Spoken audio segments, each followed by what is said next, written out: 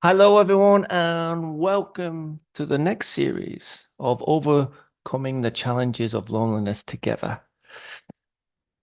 This session is about building connections and finding your support network. Hi, I'm Richard Gordon Kelly, and I'm thrilled to have you here today, which I hope promises to be powerful and uplifting.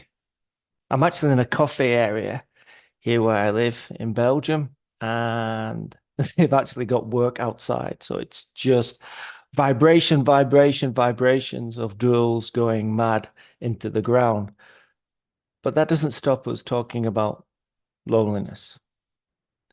And loneliness is a universal feeling that touches all of us at some point in our lives.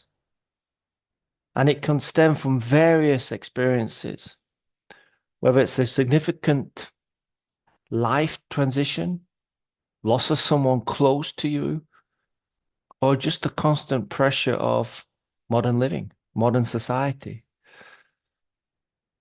We've all felt it, and it can be overwhelming. But I want to let you know there is hope out there on what it is. And there's many people talking about this. I've had several conversations even today of people talking about loneliness and what they're trying to do to make awareness, create strategies, create approaches on it. So it's great to see there's so many people out there wanting to make a difference. So in this series, I'm committed to tackling loneliness head on. So today's session is titled Building Connections and Finding Your Support Network. It's all about finding ways to build meaningful connections and discovering the joy that comes from togetherness, that relationship between other people and yourself. So let's really dive right in now. So, the first step of overcoming loneliness is understanding the importance of a strong support network. Now, you may have often heard of no man is an island, and that couldn't be more true.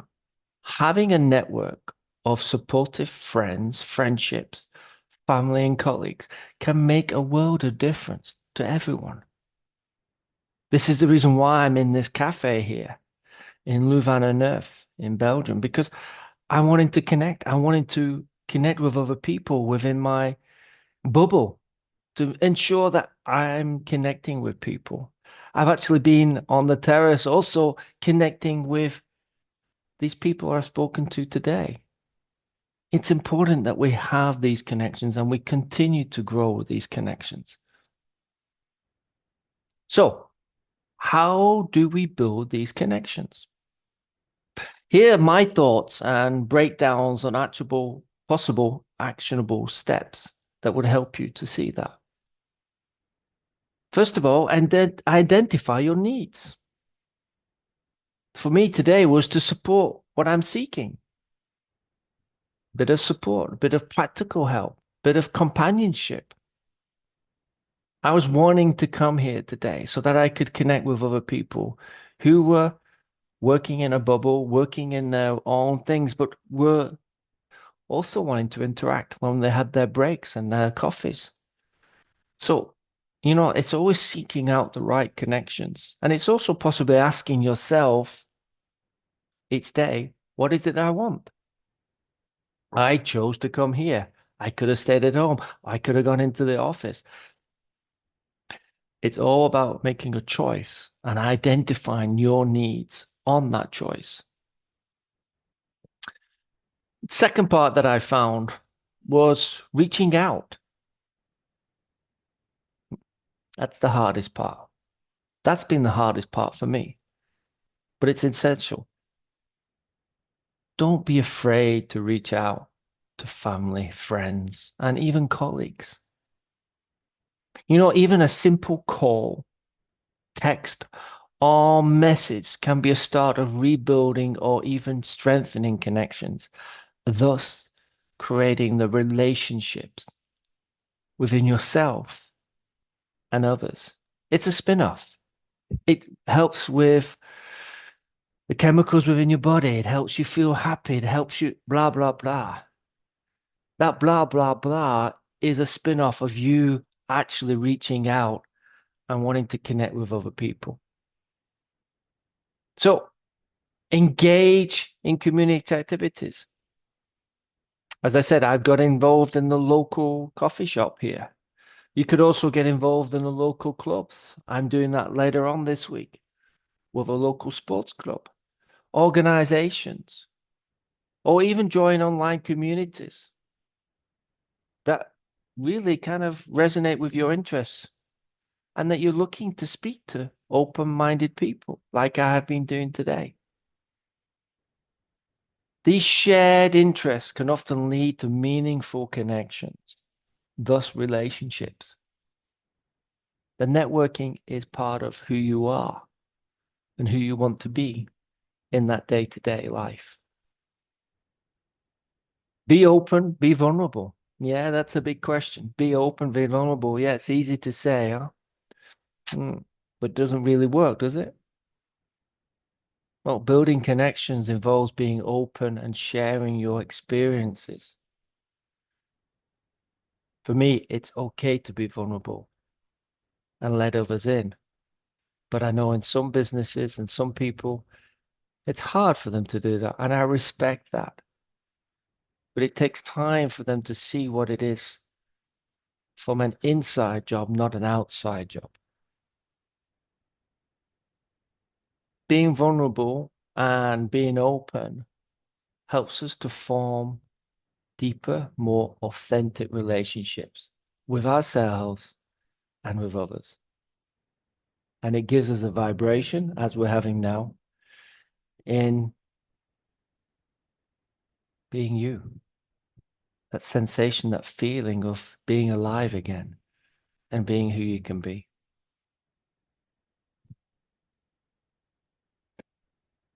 You know, we can talk about many aspects of it. Yet at the end of it, some of us may need some professional help. Someone may need it to be building connections that might require professional guidance, even some therapists or counseling, or people like myself who can listen to you and advise you accordingly what is needed. It's okay to ask for help. It's okay to reach out, make a call, send an email, and ask for some support.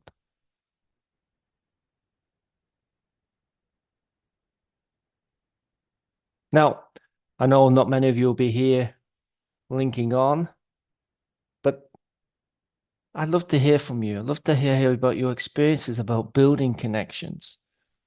I'd like you to share that in the comments once I've posted this video.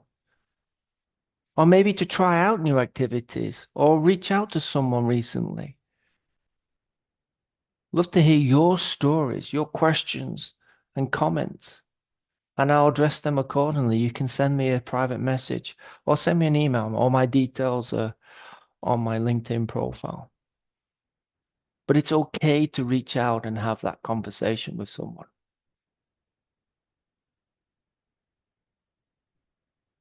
Now, you may have questions that you want to raise, and that's okay. And you may feel, well, building connections, I already do that all the time. Yes, you may do. But are they real connections that you can have meaningful relationships with? I.e., having conversations where you know that you can trust the other person, that they can be there for you when it's needed. It's important that these connections are your journey, your path. It's not a destination. I'm not saying that it should be there for you all the time,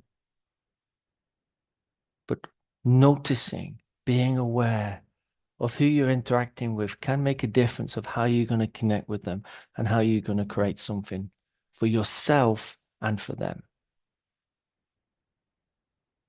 I mean, every step you take, no matter how small, it's moving towards overcoming loneliness, thus enriching your life with meaningful relationships.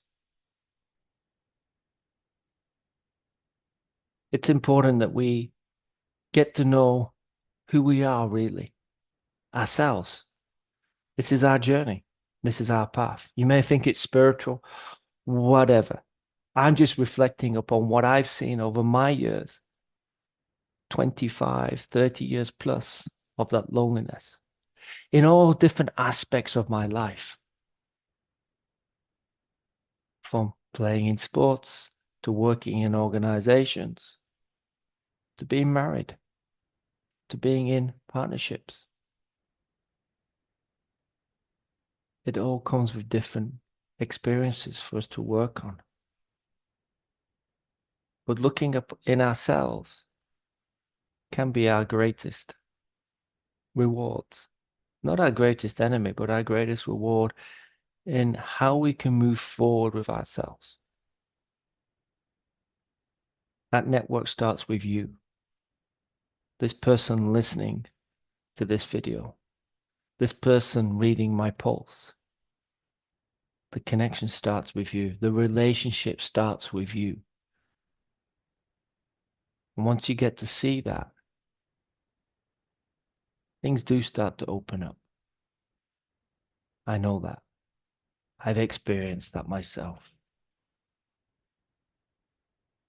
So it's a short video today, but I really wanted to highlight some points that I've seen on connection and networking. You may find other ideas, and that's great.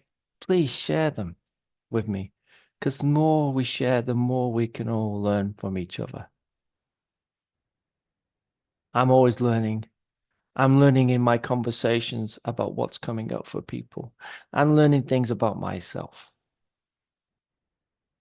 So before I wrap up, I'd like to leave you with a thought. And this thought is this: connection is a two-way street. It's about both reaching out to others and being open to receiving support. By fostering connections, we are not only helping ourselves, but also make a positive impact on those around us. You may have heard that before. And so, yeah. But have you ever watched a film countless times and you've missed a scene where something happened and you laugh about it because you hadn't seen it before? It's exactly the same with the words I'm sharing now with you.